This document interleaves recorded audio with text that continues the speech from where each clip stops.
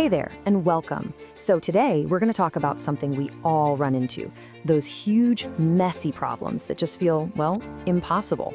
We're going to build a little mental toolkit, you and I, to help you cut through all that noise and find some really smart, structured solutions.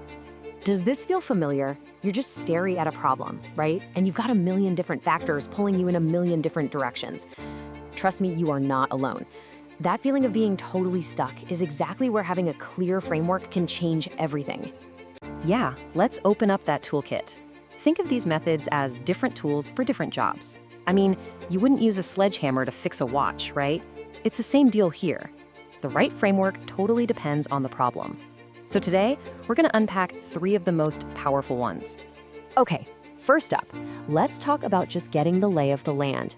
Before you can even think about where you're going, you have to know exactly where you are right now. And that is precisely where our first tool, the good old SWOT analysis, comes in. You know, this one is a classic for a reason. SWOT is just a simple acronym for strengths, weaknesses, opportunities, and threats. It is such a powerful way to do a really honest check-in on your situation, looking at both the stuff you can control and the bigger picture you're operating in. Now, what I love about this is how beautifully simple it is. Look at this grid. On one axis, you have things that are helpful versus harmful. And on the other, you've got what's internal, the things you can actually control, versus what's external, the stuff that's just out there in the world. So your strengths and weaknesses, those are yours. Opportunities and threats, they're coming from the outside. So the takeaway here is you pull out SWOT when you need that big picture, 360-degree view of everything. It's absolutely perfect for project kickoffs, for quarterly planning, really anytime you need to understand the whole playing field before you make a big move. And that 360-degree view is awesome. But let's be real, a lot of it is qualitative. Sometimes a decision just comes down to the bottom line, doesn't it? So, what do you do when you have to back up your choice with cold, hard numbers? Well, that brings us right to our second tool, cost-benefit analysis. This is your go-to framework when a decision has to make financial sense. It's all about getting way more specific than just a simple pros and cons list. And the most important word there is systematic. Seriously, this is not just scribbling on the back of a napkin.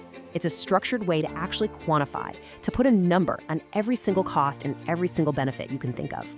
And this just lays it all out, doesn't it? You've got 2 sides of the scale. On one side are your costs, and that's not just dollars and cents, but also hours, people, and even potential risks. On the other side, the payoff. Sure, that could be more money, but it could also be saving time, or boosting efficiency, or even just making your team happier. The whole point is to see if the payoff is actually worth the investment. Look, this is the tool you use to get a project approved. When you need to convince the people holding the purse strings, or you have to pick between 2 options, a solid cost-benefit analysis gives you that clear, data-driven argument you need. Okay, so we've looked at the strategic view with SWOT and the financial view with cost-benefit. But what if your problem isn't just one single decision? What if it's a whole complex system where everything is connected to everything else? For that, we need a different tool entirely. And we turn to our third one, the Canvas model. Think of this as your blueprint, your command center, for seeing how every single part of a project or even a whole business fits together. The real magic of the Canvas is right there in the description, on a single page. Instead of some 50-page business plan that, let's be honest, nobody's going to read, you get this dynamic, visual map of your entire operation on one sheet of paper. It's so powerful for seeing all those connections. And here are just a few of the building blocks. See, it forces you to connect the dots.